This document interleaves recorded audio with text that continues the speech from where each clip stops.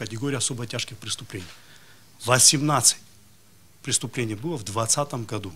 В 2021 году у нас 1 месяц остался до конца года. 3 преступления зарегистрированы. Это что касается разбойных нападений. Теперь я вам скажу по похищениям человека. В 2020 году было зарегистрировано 1 преступление. В Гальском районе в отношении гражданина Соселя, который приехал с территории Российской Федерации, в Абхазии его похитили, перевели на ту сторону. Через какое-то время, при участии наших оперативных сотрудников, он был освобожден. Уголовное дело раскрыто, находится в Гальской прокуратуре. 3 людей установлены и находятся в розыске. В 2021 году ни одного похищения человека не было. Это что касается вот таких серьезных дел. Убийство, если мы будем говорить об убийстве. В 2020 году было совершено 8 убийств. 7 из них раскрыто. А если мы будем говорить 18-19 года, если мы будем проводить сравнительный анализ, то в 2018 году было 12 убийств, а в 2019 году было 22 убийства. То есть это же о чем-то говорит, это же совместная работа, которую мы вместе выполняем. Поэтому я думаю, что вот так критиковать правоохранительную систему и каждый раз находить какой-то повод ради того, чтобы, я не знаю, ради достижения какой цели или в каких это интересах делается, честно говоря, я считаю, это неправильно, это некрасиво по отношению к нам.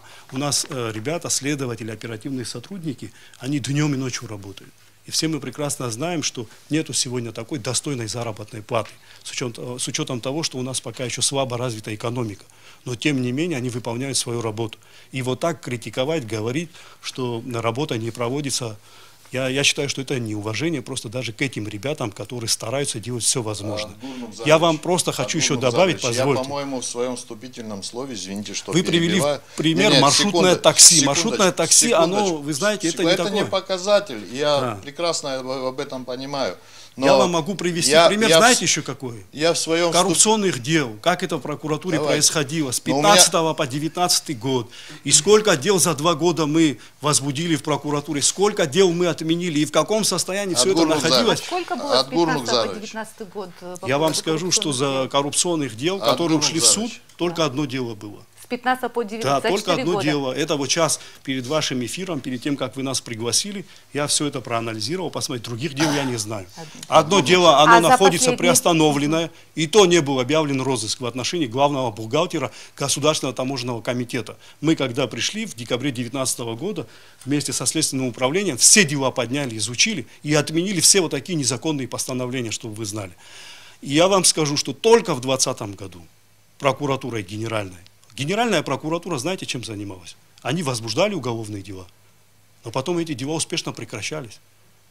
А уголовные дела направлялись в суд небольшой средней тяжести. Это не работа Генеральной прокуратуры. А в 2020 году мы возбудили только дела коррупционной направленности, 14 уголовных дел. Вы представляете разницу? А за последние 1,5 года, раз уже мы сравниваем, сколько было коррупционных дел? Так я говорю, что вот только в 2020 году мы возбудили 14 уголовных дел. 10 из них мы отправили в суд. Я вам могу перечислить, какой категории эти дела. Я не хочу бросать тень на своих бывших коллег. Я считаю, что это неправильно, неверно будет с моей стороны. Так делать нельзя. Это мои коллеги, с которыми я работал в свое время. Просто я говорю то, что сделано нами.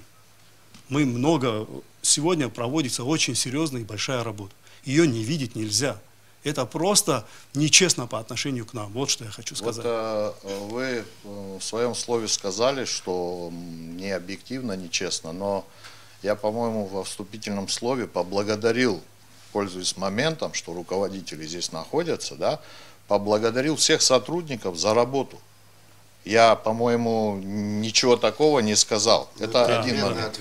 Но дальше вы поблагодарили, сказали, что плохо работает. Получается так. Секундочку. Во-первых, давайте я продолжу или сделаем какой-то хронометраж, чтобы мы могли одинаково по времени говорить. Просто я хочу, чтобы подключился к разговору Ахра Юрьевич, чтобы он не стоял как статист. Да, нет, я единственное, что хочу сказать, что по большому счету оценку работы всей правоохранительной системы дает не министр и не прокурор.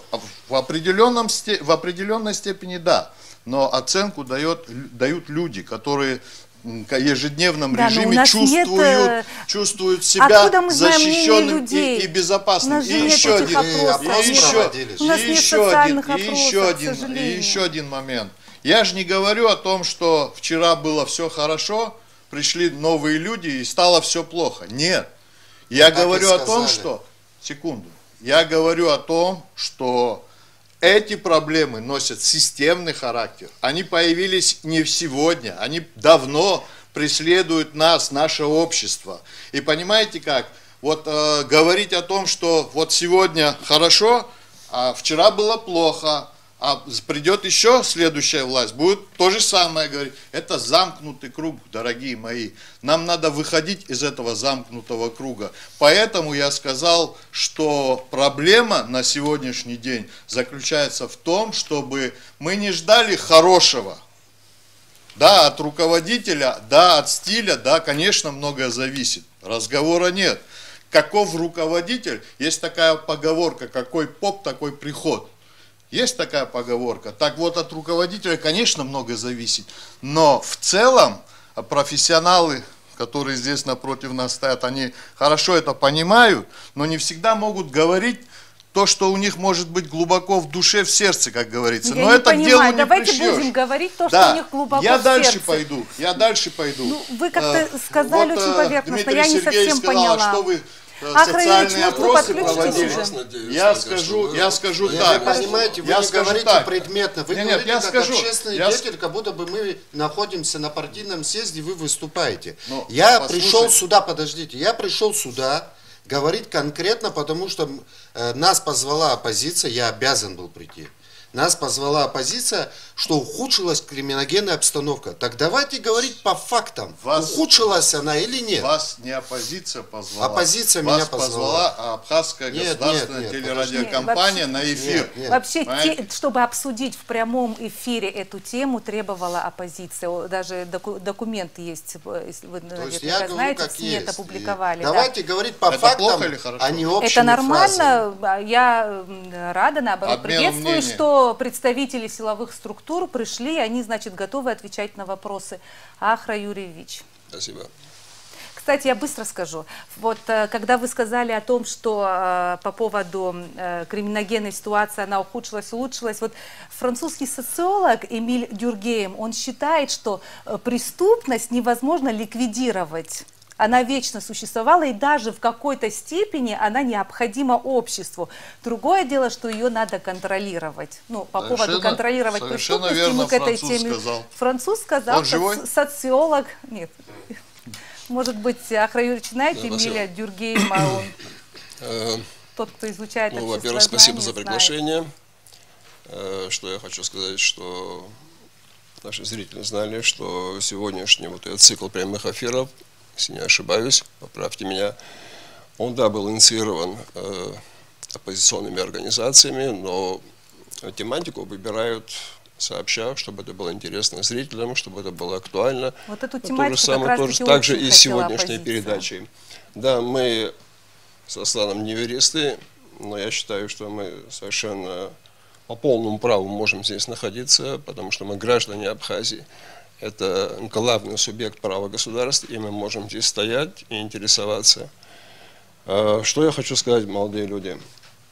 То, о чем мы говорили, это ваша работа. А то, что нас интересует, это наше право.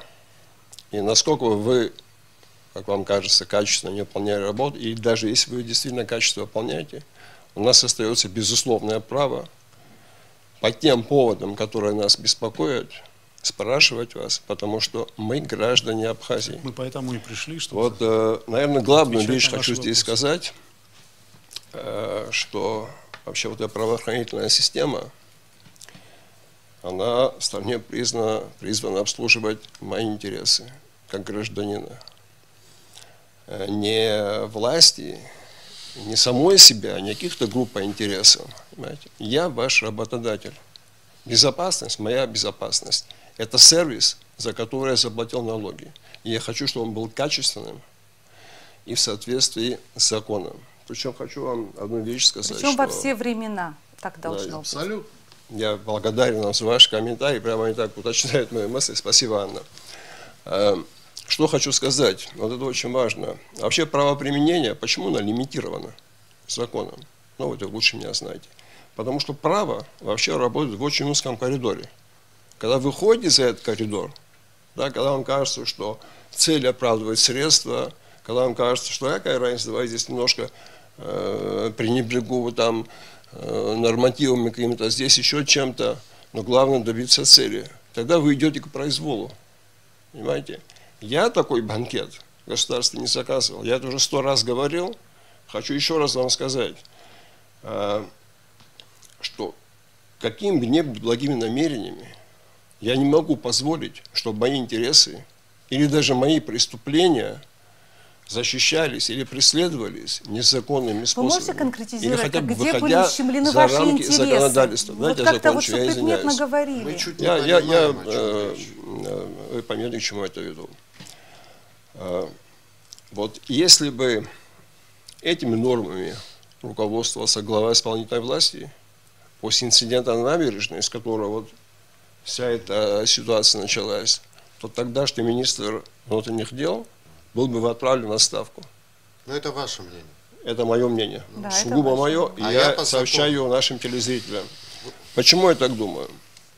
Потому что когда вы пытаетесь осуществить закон незаконными методами, это ведет к самому страшному подрыву фундамента государственного Это права, произошло доверию 1,5 граждан, года назад, Ахрам доверию Юрьевич. граждан к правоохранительной системе. Понимаете? Стал ли я себя чувствовать безопаснее из-за этого? Нет, не стал. Зато знаете, что я стал ощущать? Что если я не так где-то буду разговаривать, и не то говорить, ко мне могут применить какое-то давление.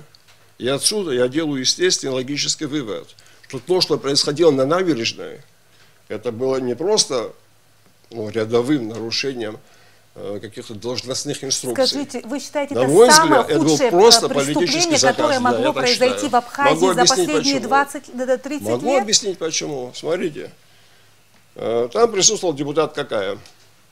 Ну, все вы знаете о его острых и, на мой взгляд, невозосновательных суждениях по поводу энергетики. Он единственный депутат, который критикует власть. И все вы прекрасно знаете, что это раздражало власть. Это же неправда.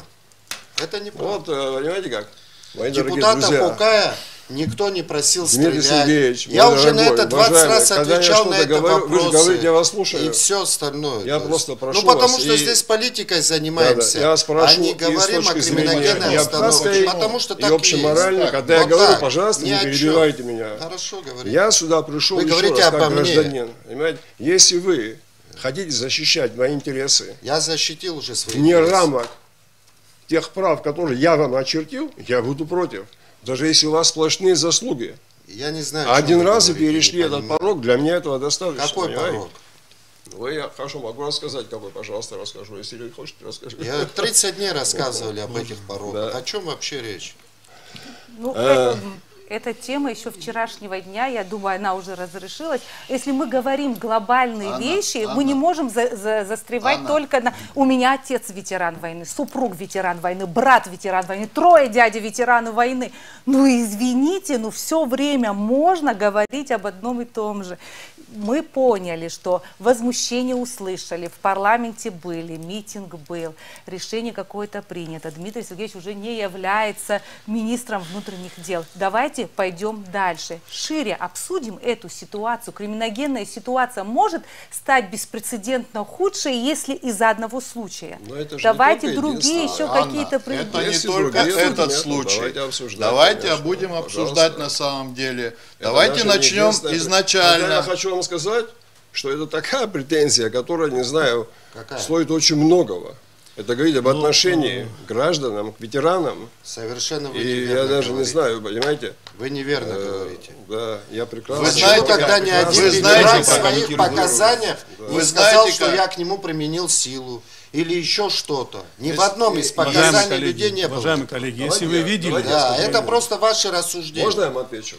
по этому поводу. Я не пришел сюда говорить по этому поводу, потому что я по этому поводу 2 месяца уже говорю. Хорошо, можно я уже свое высказал и не хочу по этому поводу с вами разговаривать. Вы не хотите, но зрители хотят услышать. Да не хотят, им уже мы надоело. Мы здесь с вами в общем аудитории наших граждан. Дмитрий Сергеевич, давайте обсудим, давайте обсудим, как за похищенных людей, когда вы все были при власти, за похищенных людей передавали деньги прямо на площади перед администрацией президента. Почему вы это не обсуждаете?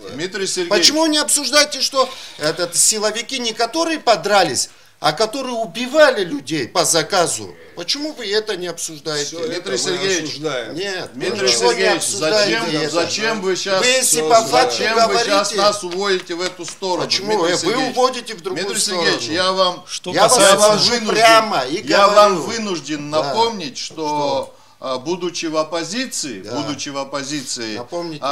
происходило событие, которое по факту явилось надломом Министерства внутренних дел. Вот этот штурм, который произошел, штурм Министерства внутренних дел. Кто вам мешал расследовать этот штурм и посадить виновных, если там был надлом или правомерные действия каких-то людей? На тот момент кто вам мешал Леонид Юрьевич Дзяпшба, кто вам мешал расследовать и посадить людей? Скажите мне, вам кто-то мешал? Дмитрий Сергеевич, давайте так. Я отвечаю если вы настроены так, чтобы не давать никому слова, перебивать, потому заговаривать, что я не говорю по конкретике, ни о чем не говорю. Я не хочу вот в таком формате, в таком русле. Вы говорите ни о чем. Дмитрий Сергеевич, можно нам высказать? Нет, вы нельзя, понимаете? потому что мы или говорим по делу, нельзя высказать. По делу. Нельзя высказать. Я не буду высказываться за общую тему. Это вы будете определять, где по делу, где не по делу, Дмитрий Сергеевич. Вы не по делу говорите, мы криминогенную обстановку выводы, Дмитрий Сергеевич, не вам делать. По какому я делу говорю? Раз вы со мной полемизируете, если значит, наша дискуссия будет в таком формате, тогда, извините, я замолчу, говорите оставшийся час. Давайте о криминогенной обстановке. Знаете, я буду говорить о том, что считаю нужным. Это вы можете, когда интервью даете, а я пришел сюда конкретно говорить. Уважаемые коллеги, у вас помимо того, что произошло, помимо того, что произошло... Я с огромным уважением к вам отношусь, но прошу вас, как бы вот это вот можно мы тоже скажем, вот это правило диалога. Да. Так, нету этого правила. Мы вас услышали, но помимо того, что произошло 30 сентября, эту ситуацию, в принципе, никто не оправдывает. И тот же Дмитрий Сергеевич, мы это уже много раз обсуждали. Он, в принципе, приносил тоже свои извинения относительно и себя, и своих коллег, которые находились там. В конце концов, прокуратура... коллеги, которые сегодня... Подождите, коллеги, которые сегодня... Они находятся под следствием. Под следствием они находятся. Они имеют... Они что имеют, я вам скажу, дайте договорить. Да. Относительно этой ситуации он уже принес извинения. Прокуратура приняла процессуальное решение. Мы возбудили дело уголовное в отношении его коллег, заместителя и другого Чачхаля. Относительно депутатов парламента мы тоже дали правовую оценку, если вы знаете. И уже Верховный суд Верховный, да, уже первое решение у нас имеется относительно того, что они производили стрельбу, и в их действиях усматривается хулиганство. Это вы тоже знаете. Сегодня эти ребята, о которых вы говорите, очень часто сейчас в обществе говорят, а что прокуратура сделала? А кто-нибудь у нас поинтересовался из представителей каких-то общественных партий или движений, кто-то, ко мне лично кто-то обращался в прокуратуру, я договорю, кто-то спрашивал, кто-то приходил за информацией, что происходит, как идет ход следствия, где находятся эти ребята, какую меру пресечения вы избирали, почему, вот кто-то говорит, мы их видели на улице, почему они находятся на улице, кто-то у меня спрашивал. Этим делом занимается Генеральная прокуратура. Я вам отвечу на все эти вопросы. Более того, вот недавно было очень много заявлений. Опять вы не имея информации, не имея никаких источников. Этот вывод я уже для себя сделал. Когда вы в парламенте, когда я находился, там были представители, которые говорили, что вот в Гаграх произошло убийство. Послушайте, я к вам с уважением отношусь. Но прежде чем делать такие заявления, нужно, наверное, иметь какую-то информацию тоже. Генеральная прокуратура еще не прокомментировала эту ситуацию. Для того, чтобы какие-то представители каких-то движений делали уже свои какие-то выводы и давали этому правовую оценку. Я считаю, это абсолютно необъективно. Это преждевременно делать такие заявления. кто-нибудь вот говорил, что там произошло убийство вот этого молодого парня Кетя со стороны сотрудников милиции. Прокуратура бездействует, а сотрудники милиции превышают своих должностные полномочия. Мы возбудили дело. Дело находится в Гаагской прокуратуре. Находится под контролем Генеральной прокуратуры. Вы слышали в моей речи, чтобы я в парламенте говорил, что там было совершено убийство. Между убийством и причинением смерти в результате самообороны это абсолютно разные составы преступлений. Когда вот такие фразы произносятся, когда публично вот такие высказывания мы слышим, конечно, нам неприятно. Вместо того, чтобы прийти поинтересоваться, даже я, будучи сегодня вот прокурором, возглавляю ведомство прокуратуры, не могу делать преждевременных каких-то выводов. Даже я боюсь раньше времени что-то говорить. Всегда есть какое-то время для того, чтобы собрать первичный материал. На это всегда уходит 2-3 суток, чтобы сложить эту картину, а потом говорить, что там произошло.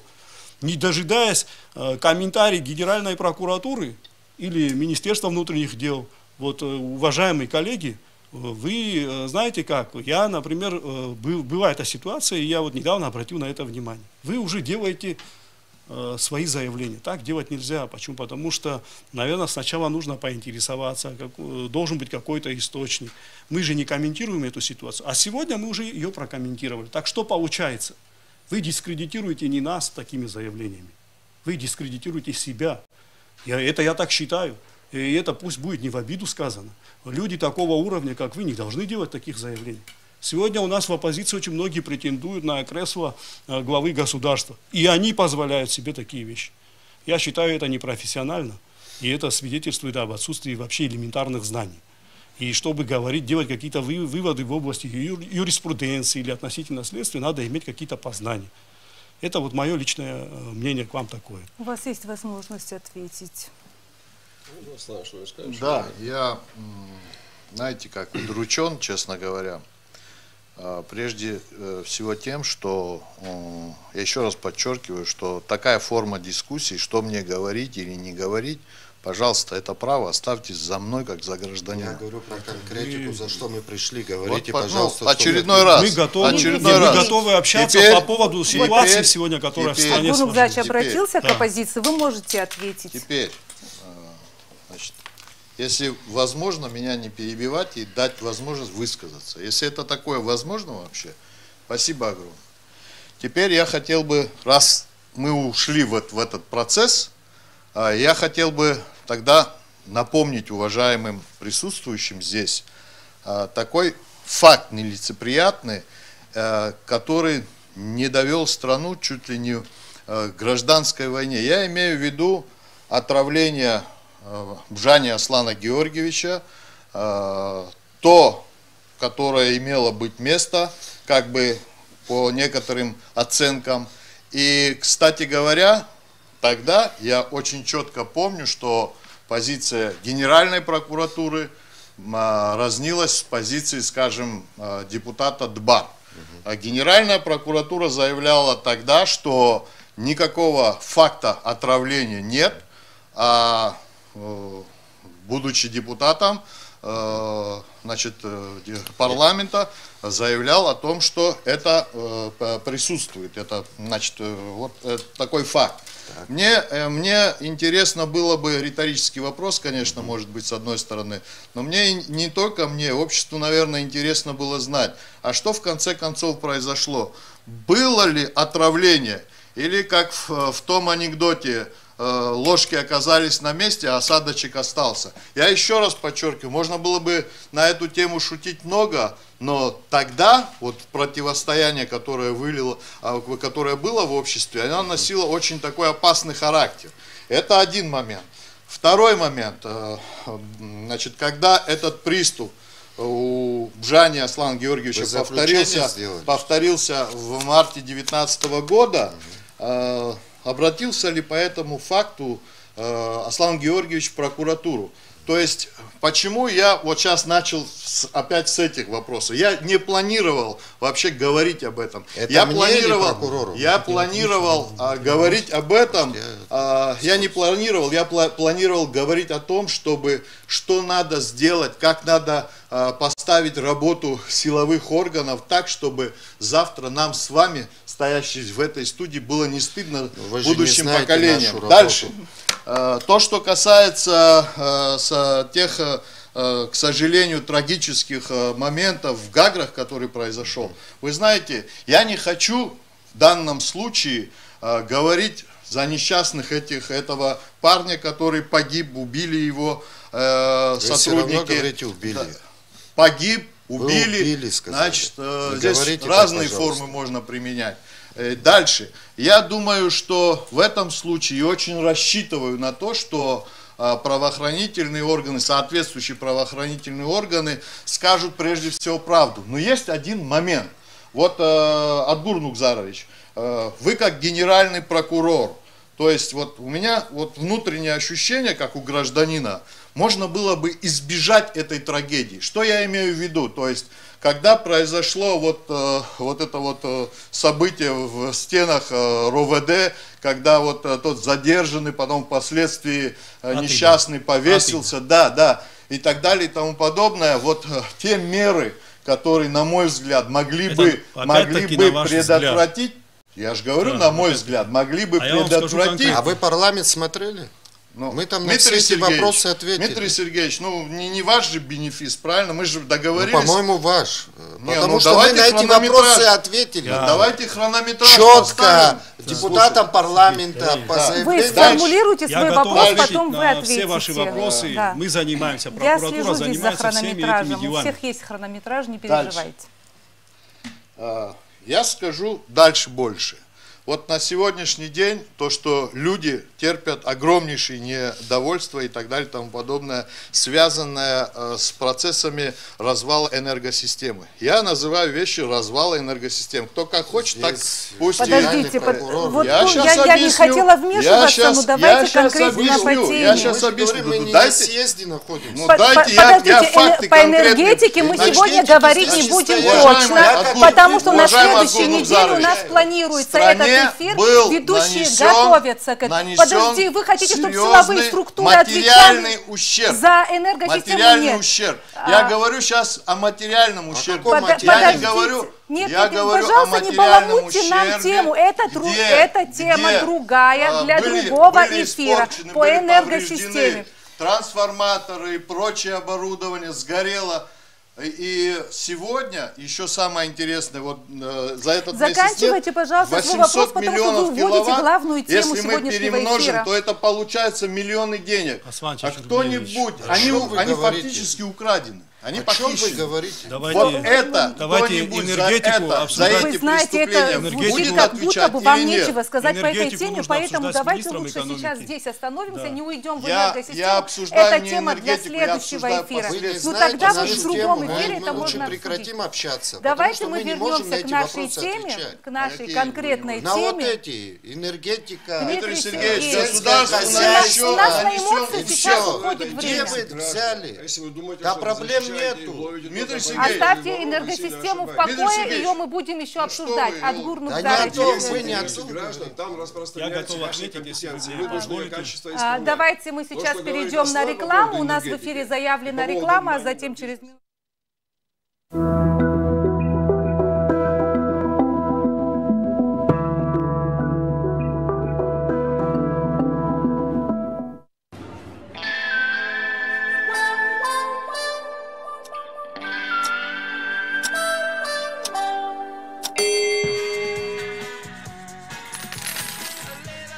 Бесконтактная оплата с любого смартфона. Быстро и надежно. Используйте QR Pay от Mobile везде, где есть стойка с нашим QR-кодом. QR Pay – самый умный способ оплаты. Аҳамҭақәа баашәхоуп. Иеиуеиԥшым ашықәсҿыҵастәи аҳамҭақәа. Дасу егьама иақәшәоуп. Афирмақәа Бабаевский, Красный Октябрь, Ротфронт ишәыдыргалоит. Бзиа ирбо аха-мыхақәа ахәыҷқәеи адуцәеи рзы. Ухәыҷра агьама угәалазыршәо. Ақалақь Аҟәа Назаӡе лымҩа ҩажәи-жәаф. Московские конфеты.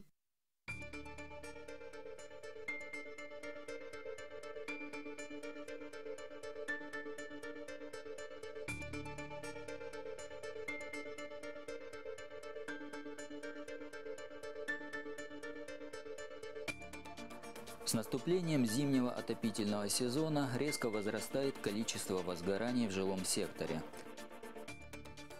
Одной из основных причин возникновения пожаров является нарушение правил пожарной безопасности. Вот основные правила безопасности.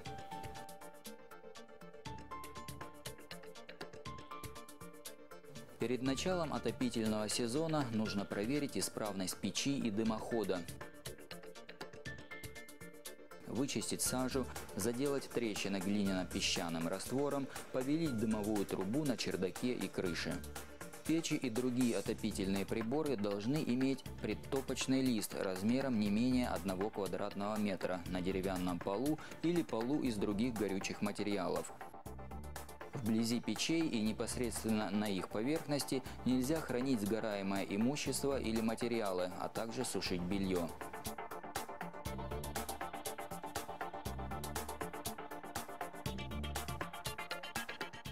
Необходимо отремонтировать электропроводку, неисправные выключатели и розетки.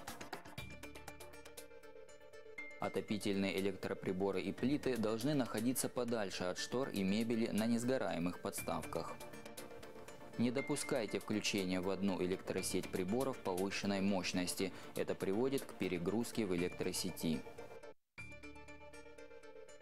Не используйте приборы кустарного производства. Будьте внимательны к детям, не оставляйте малышей без присмотра. Исключите растопку печи легко воспламеняющимися жидкостями. Курите в строго отведенных местах. Помните, что курение в постели, особенно в нетрезвом виде, часто является причиной пожара. Перед уходом из дома необходимо убедиться, что газовое и электрическое оборудование выключено. В случае пожара или появления дыма немедленно звоните по телефонам 001 911 112.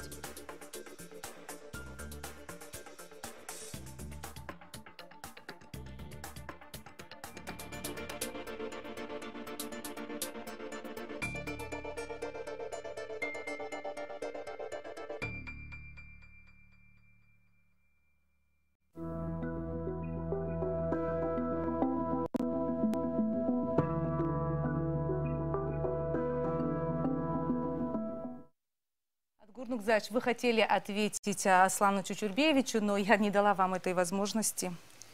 Ну, относительно этого вопроса по поводу отравления Аслана Георгиевича Бжаня, этой проверкой занималась прокуратура, это происходило еще до моего назначения, это было в 2019 году.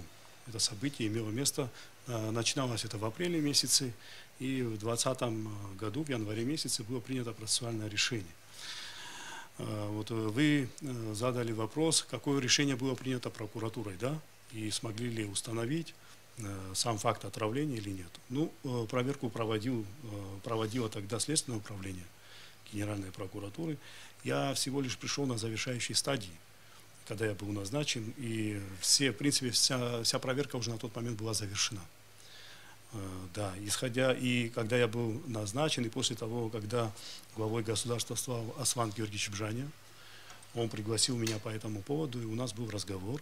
Он спросил меня, возможно ли дать правовую оценку, не в рамках отказного материала, а как-то отреагировать по-другому, к примеру, возбудить уголовное дело для того, чтобы установить виновных лиц. Но это понятно, что это сделать было очень сложно, и с учетом тех материалов, которые у нас имелись в прокуратуре, я, естественно, довел до главы государства, что это сделать практически невозможно. Почему это сделать невозможно, я на сегодняшний день могу сказать только одно, что повода и основания для возбуждения дела у нас в прокуратуре сегодня не имеется. Спасибо. Нет, я еще не завершил. Проверка проводилась на территории Российской Федерации, и она проводилась по поручению Генеральной прокуратуры. Не было оперативного сопровождения наших местных силовых структур, в отсутствии которых сложно устанавливать подобного рода факты. И с учетом того, что это происходило на территории другого государства, ну, я не знаю, по каким причинам не представилось возможным это установить, но у меня сегодня есть определенного рода сомнения тоже. А с учетом того, что то наследие, которое нам досталось, с учетом этого мы не смогли принять такое решение. Вот это то, что касается этого материала. Вы еще спросили по Гагре, да? Нет, я не спрашивал вас про Гагру. Понятно. Тогда перейдем на другую тему. Участились инциденты. Андрей Юрьевич хотел... Хорошо. Ну вот, мы слышали, как наши друзья приводили статистику. Да, я как бы ни секунды не сомневаюсь в ее достоверности, документальности и так далее. Но мне кажется, что очень многие в Абхазии, в том числе я, думаю, что эта статистика неполная и что очень большой пласт правонарушителей и, собственно говоря, преступлений ушел в тень. С чем это связано? На мой взгляд, в первую очередь с тем, что появился вот эта новая возможность перевести противоправную деятельность в теневую сферу. В первую очередь это добыча криптовалют, так называемый майнинг. Ну, сегодня вот их мелких и средних правонарушений стало меньше, но мы прекрасно видим, как все они перекочевали вот в эту сферу. Ну, для вас, наверное, не секрет, что там чуть не как войсковые операции производятся. Кто-то выслеживает, делает засады, другие стреляют, грабят по деревням, по городам и так далее. Вот вчера вам сказали, что 50 майнеров где-то изъяли, там 93 извели, да. Ну, это как бы у меня непроверенная информация. Дайте я скажу, значит. Теперь смотрите, то, что преступность перекочевала в эту сферу, я думаю, вы отрицать не будете.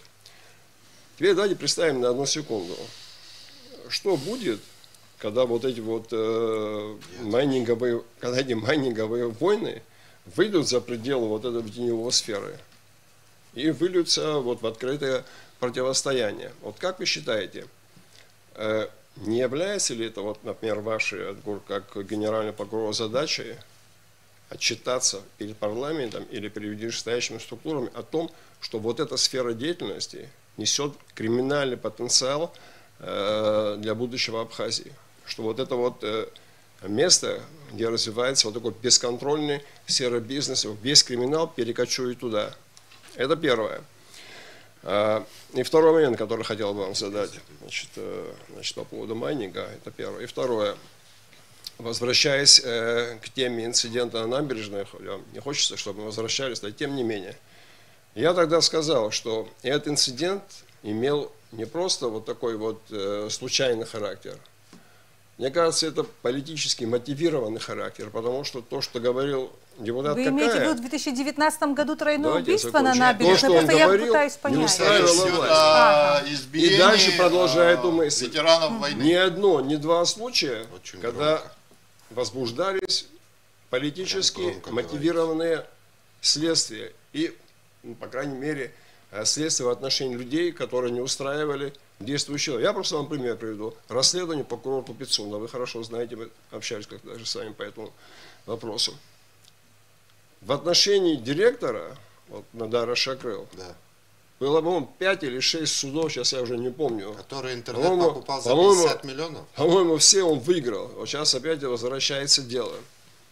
Этим делом занималась наша СГБ. Вот у меня к вам вопрос, как, не знаю, правоохранителям, как людям, которых мы взяли на работу защищать нашу безопасность, нашу честь и достоинство, да, интересы государства. Вам не интересно, почему экономическими вопросами занималась служба государственной безопасности, которая вообще призвана защищать меня от внешних врагов? Какое их дело в расследовании этого дела? И еще дальше я вам скажу, что эти люди, которые там работали, вот этот объект поставили на такой уровень, что с дотационного там он превратился, я не знаю, в суперприбыльный там, в 5 или в 10 раз увеличивший доходную планку. С какой целью преследовали этих людей, тем более, что они несколько судов уже выигрывают, я не удивлюсь, если их вернут на место. Вот мне интересно, вот эти вот экономические и политически мотивированные так называемые следственные действия, они не вызывают у вас удивления? Вам не хочется, да, вот у меня вызывают, понимаете? Мне кажется, что вы не просто реагировать должны, вы должны опережать, вы защищаете граждан, Вы абсолютно независимы, Знаете, очень независимы. Я вам отвечу, хотите? Да. И Вы просто сейчас вынуждаете меня говорить то, чего я не хочу. Да. Если относительно Надара Шакрыл и других лиц, если вы будете мне приводить в пример, то я вам скажу, какие материалы у нас имеются и какие решения мы принимали. Но если их внимательно пересмотреть, все может быть совсем иначе. Так что я не хотел бы уводить вот эту тему. Суд. Вы Пока что он суду выигрывает. Политическую плоскость я не хочу переходить. Я это расцениваю как вот такой политический мотив. А что касается вот по поводу майнинга, вот вы сказали, Дмитрий Сергеевич, что вы сотрудничаете с Черноморэнерго. И с Госстандартом. Да, как бы такой момент. Да? Ну просто вот интересный такой момент. Скажите, вот если там сидит преступная группировка, а я их просто по-другому не могу назвать, людей, которые вот, занимаются незаконной деятельностью, так же это на самом деле. Вот, мне интересно, это Черноморэнерго должен их выслеживать, там, проводить спецоперации там, и так далее? Нет. Или это все-таки ваша сейчас. деятельность? Ну, Тем знаете, более, что вот существует почему я говорю, цены. что Спасибо. вот с коллегами, если бы общались, вот нам было бы легче. Понимаете? Вот, можно, да, ответить? И с коллегами нам было бы общаться легче, потому что мы не понимаем друг друга. Вы все на политическую плоскость переносите, и мы переносим четко, отвечая на ваши вопросы. Я отвечу по майнингу, по вашему вопросу. И Черноморэнерго может нам сказать и показать, где нагрузки находятся, для того, чтобы мы выявили данные фермы. Это раз. Второе, у меня сотрудники милиции, к сожалению, к счастью, не знаю, много чего умеют. То, что им не нужно знать даже по своей профессии. Но отключать высоковольтные линии и все остальное, они этого не умеют. Мы берем всегда с собой Черноморэнерго. Они нам содействуют в этом процессе и говорят, в каком районе, на какой линии нагрузки и все остальное. Госстандарт оформляет. Сейчас я объясню. Госстандарт оформляет, и потом уже это идет в суд. Вот и все. Они не являются, знаете, уголовная ответственность там идет от сколько непосредственно стоят вот самих машинок и всего остального уже. От этого уголовная ответственность идет по новому законодательству, то, что принял парламент. Свыше 300 киловатт, да. И поэтому в основном люди что делают? Если большая криптоферма, они разделяют ответственность, чтобы эти 300 мегаватт на одного человека не распространялось, и уголовная ответственность на него не распространялась. Вот что происходит. Я вот это так прекрасно понял. Вы не поняли моего вопроса, посмотрите. Я же говорю, я не понимаю. Если это действует, как вы говорите, так работает, то по идее за этот год Черноморэнерго вместе с вами должны мы вообще всех отловить уже. Понимаете? Я объясню, что происходит. Давайте я закончу свою мысль. Но пока что мы видим, что колоссальное количество потребления уходит вот туда налево. Я бы начал бы, если честно, вы знаете, Черноморэнерго или как? Нет. Вы знаете, я вот пришлось мне не своей деятельностью заниматься, бороться с незаконными подключениями и всего остального, и мы это делали довольно успешно. Сейчас что произошло? Те большие фермы, которые были, они дали от 3 до 5 штук в дома частные, в частные дома, и там поставили, то есть свои вот эти вот... То есть крупных ферм нет? Подождите, сейчас я отвечу, дайте. Криптомашинки и все остальное. Есть крупные фермы, в оппозиции тоже можно их поискать. Везде надо искать. Я сейчас скажу. Это в студии улыбнула ваша фраза. То есть они дали по домам, мы попытались в Ачимчирском районе вот поискать эти вот все, кому раздали эти майнинги и все остальное. Так там оппозиция сделала митинг, и мы столкнулись, подождите, в Ачимчирах, сделала митинг и сказала, как вы можете забирать то, что кормит людей, вот эти майнинги и всего остального. Подожди, я вам говорю, с чем я столкнулся, как есть. Конкретно можете сказать? Да их там было человек 200. Оппозиция у нас одна. Там была 200 человек оппозиции. Да, вот эти 200, которые всегда. Ответьте и уйдем от темы, потому что мы пришли сюда обсуждать крупные резонансные преступления, уходим в по словам оппозиции, энергетику. ухудшение криминогенной обстановки. Как я понимаю, нет ухудшения.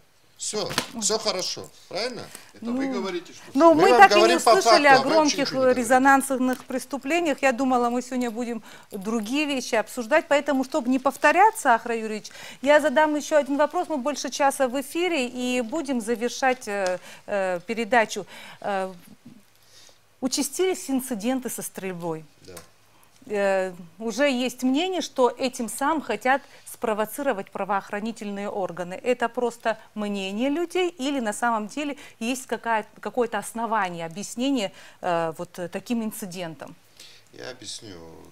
Когда люди, вот вы видите, произошла одна стрельба, вторая стрельба, произошла стрельба перед парламентом, но политический ряд политических сил чуть ли не поддерживают это. Вот я, например, понимаю, что вот когда мы были в парламенте, депутат Агрба задавал вопросы и генеральному прокурору, и мне по поводу стрельбы. Да, на видеокамере есть, как он держит оружие, у него есть зарегистрированное оружие и все остальное. Но по слухам, я сейчас как гражданин хочу сказать, я слышу, что якобы стрелял не он, а другой человек.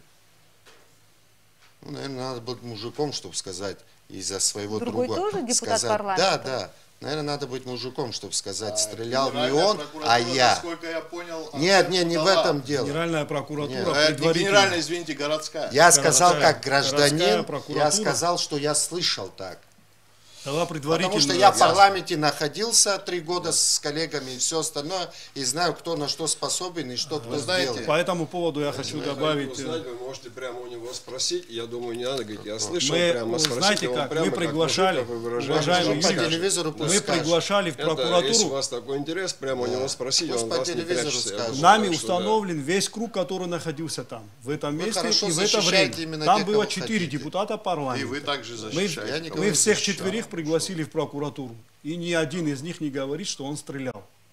А при этом установлено, что именно в этом месте производилась стрельба.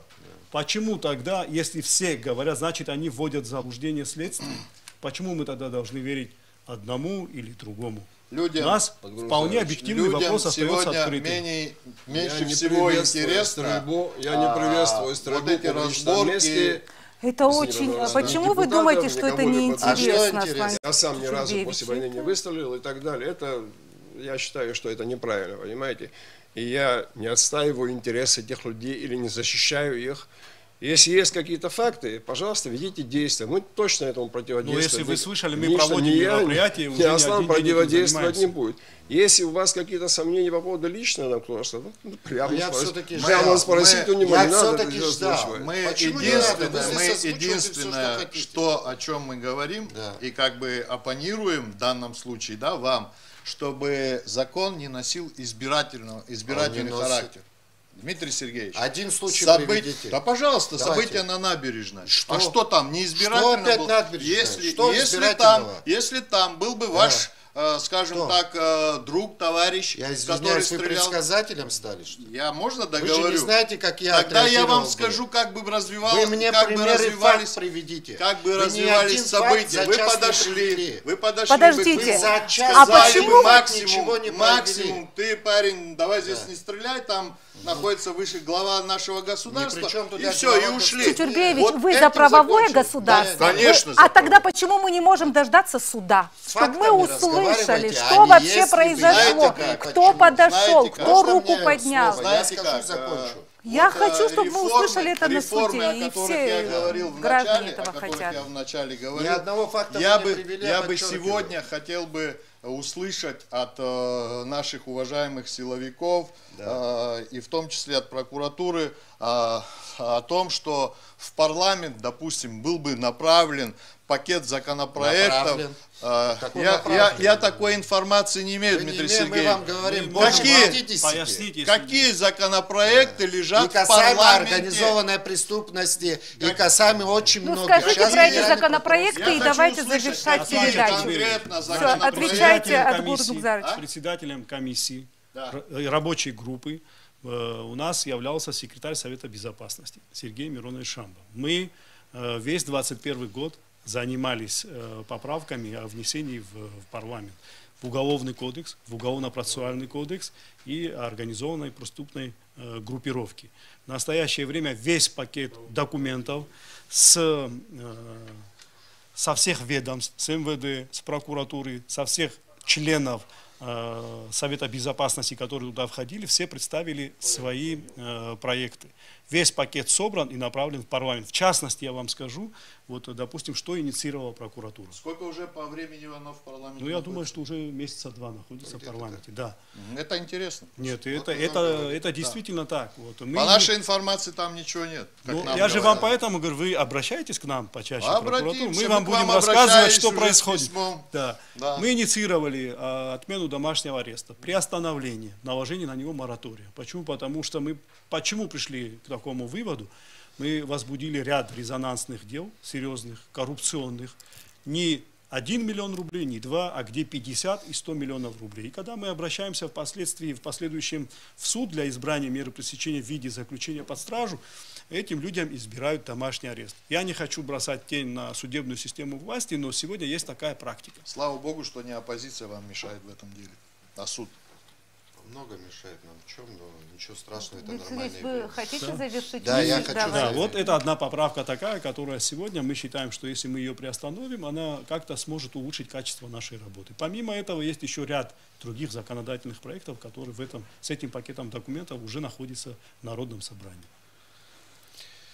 Я хотел бы сказать, мы, как понял, заканчиваем уже, да? Мне приятно было пообщаться сегодня, но, нет, я скажу, но, как бы, я думал, что мы будем предметно говорить о что ухудшилась якобы криминогенная обстановка, что заявляла оппозиция, но я здесь не услышал ни одного факта, не приведенного, ни одного, достоверно ни одной информации о том, что она чем-то ухудшилась или еще что-то. То есть я этого не услышал, не увидел, я это заявляю ответственно. И надеюсь и прошу оппозицию, если нет фактов, голословно и просто так не озвучивать, что ухудшилось что-то или криминогенная обстановка. Это моя просьба. Да, дискредитация правоохранительных органов ни к чему хорошему не приведет. Это очень опасно для нашего государства. Уже скоро мы завершаем наш эфир, поэтому я предоставляю возможность подвести какие-то итоги, и мы завершим эфир. Спасибо. Я смотрю на этот вопрос иначе. Мне кажется, мы пришли сюда не обсуждать не исключительно ситуацию борьбы с преступностью, общей ситуации с нашими правами, то, как правоохранительные структуры стоят на страже прав, интересов граждан Абхазии. Да. Именно с этой точки я рассматриваю, и именно с этой точки я не ощущаю себя более защищенным, чем был вчера, позавчера, год назад. Если люди, которые наняты нами на работу, получают зарплату с налогов, которые мы платим, пытаются защищать закон незаконными методами, я не могу доверять таким правоохранительным органам. Если даже у них сплошной блестящий список дел, дайте я договорю. Одно это достаточно для того, чтобы вызвать у меня недоверие. Это первое. Второе. Вот это вот желание соблюдать закон незаконными методами, оно идет сверху вниз по пирамиде. Не только верхушка министерства, оно вот так вот вниз, и это передается и низовые структуры, и то же самое, наверное, случилось в Гагре, и в следственном изоляторе, и при аресте. Я с вами не согласен. Знаете, как, я вам не мешал вам говорить, и прошу вас не мешать. Если я говорю то, что вам не нравится, так вы это говорите, не значит, что это не то, что не нравится, это не так. Может, вам это не нравится, но это мое мнение. И вы скажите свое мнение, я дам возможность вам ответить. Дальше, что я хочу сказать. Я считаю опасным для правоохранительной системы в целом, для права в целом ситуацию, когда правоохранительные органы, вообще структуры власти, соблюдения законности преследуют граждан или определенные группы по избирательным политическим мотивам. И еще раз повторяю, это было несколько раз, в частности, это было при случае с Какаем, это было в случае с курортом Пицунди, в ряде других случаев. И последнее, что вам хочу сказать. Я не знаю такой другой страны, где в День Победы заслуженных людей без соблюдения каких бы то ни было законных процедур избили, подвергли насилию на следующий день публично Ну, не извинились. Вы повторяетесь уже третий раз. Можно тогда? Но это уже неинтересно. Вы повторяетесь. Ну, вы все время повторяетесь. Скажите что-то другое, если вам нечего. Это выглядит, будто вам нечего сказать. Я эти выводы понял. Пока я этих выводов не понял. Вы повторяетесь. Вы можете итог подвести сегодняшней нашего обсуждения? Для меня это важно. Для вас не важно? Почему не важно? Я только что сказал, что у меня 8 ветеранов в семье. Ну вы говорите одно и то же и не то. Просто вы правда говорите. Это немаловажно. А что, вам это не нравится? Что не нравится? Ну все, получается, что вам нечего сказать. Можно?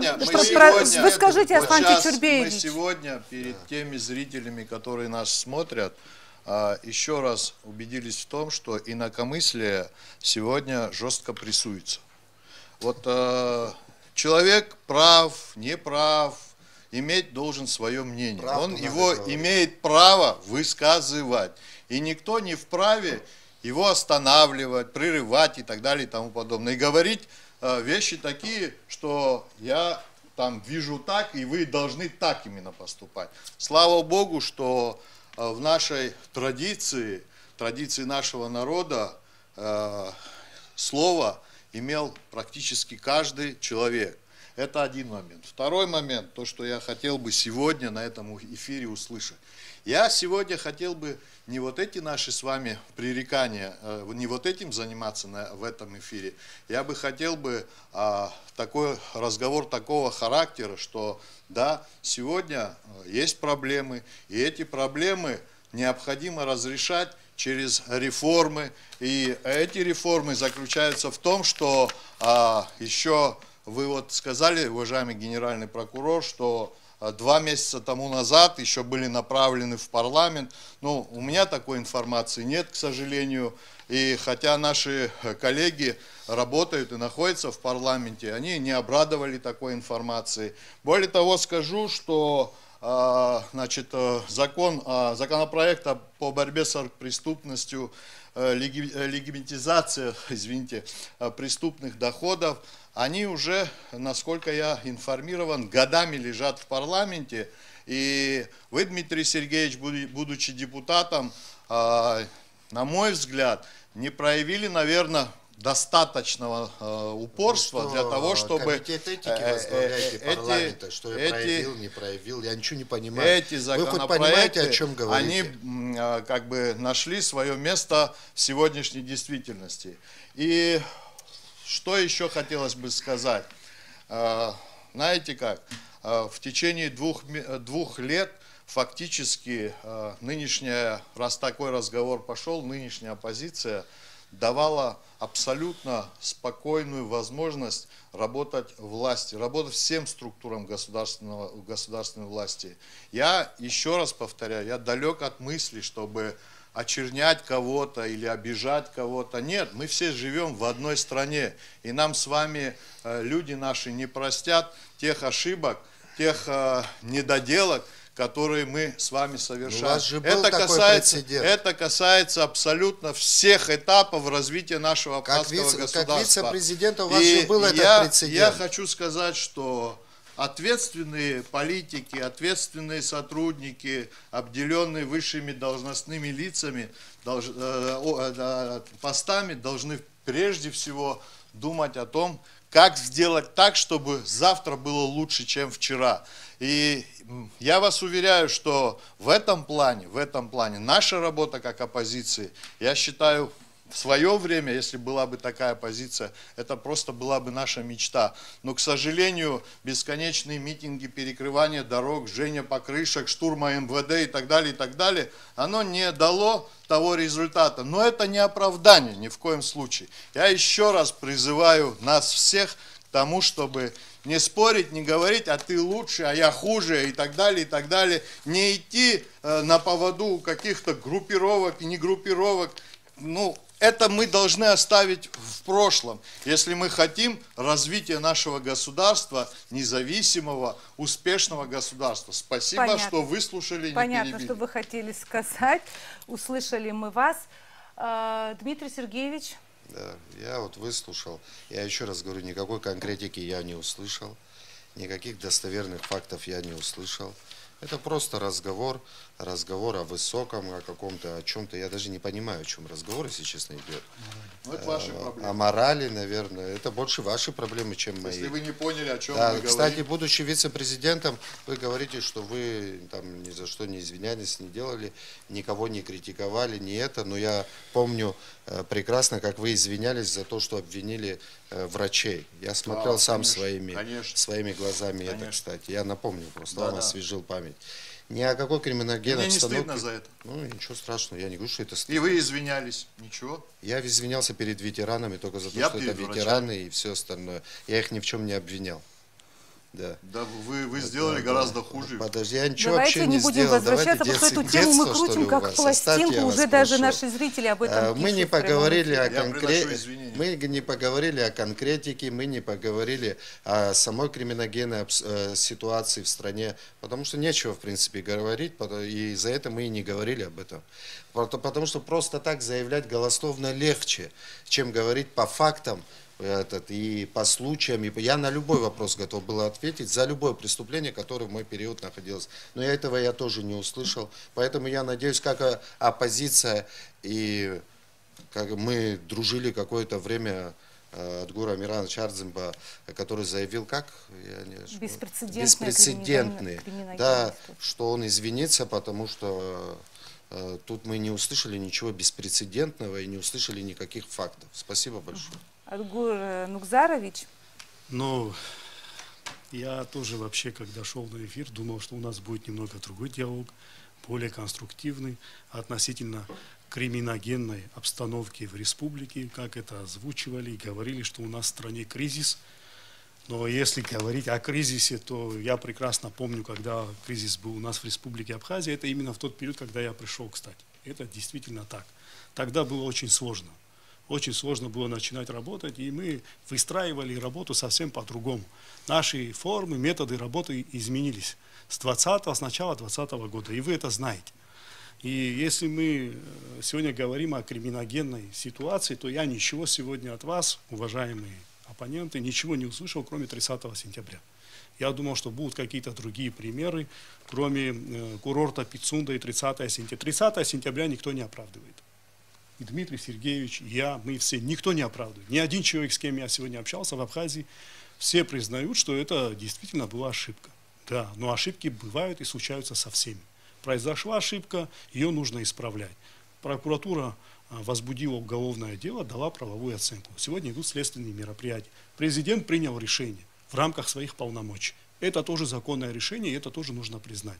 Кому-то нравится, кому-то не нравится. Но если мы сегодня говорили более подробно, я бы много чего вам сказал относительно работы именно. Я вижу, вы подготовились. Относительно работы прокуратуры, и вы увидели, какие результаты и какие изменения произошли. Вы сами слышали.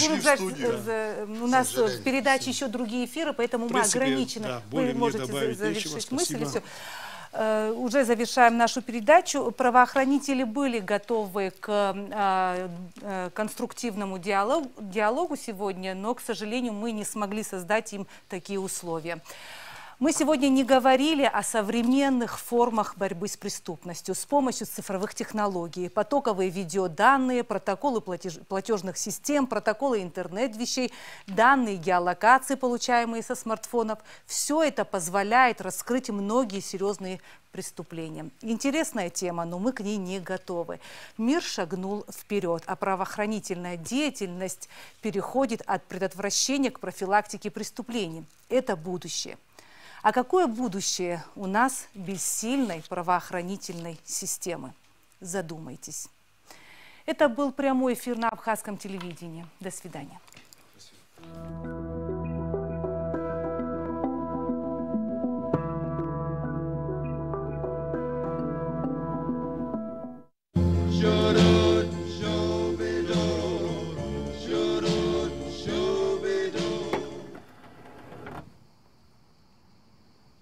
Мы что, перепутали? Кто ты?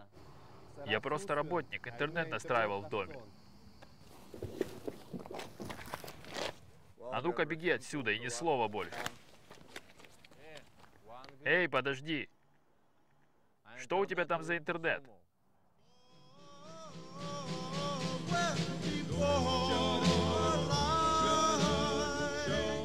Ахом – это высокоскоростной домашний интернет с пропускной способностью до 260 мегабит в секунду. Абонентам доступны IPTV, онлайн-кинотеатр, онлайн-пополнение баланса и многое другое. Давай-ка свой номер, настроить дома надо. Позвоните по номеру 720 80 80 и оставьте заявку на подключение. Где купить подарки? Новогодние подарки на любой вкус. Огромный выбор. Представлены фирмы Бабаевский, Красный Октябрь, Ротфронт. Для детей и взрослых. Любимые конфеты настолько свежие, что пахнут шоколадом и имеют настоящий вкус, как в детстве. Наш адрес – город Сухум, улица Назадзе, 36, Московские конфеты.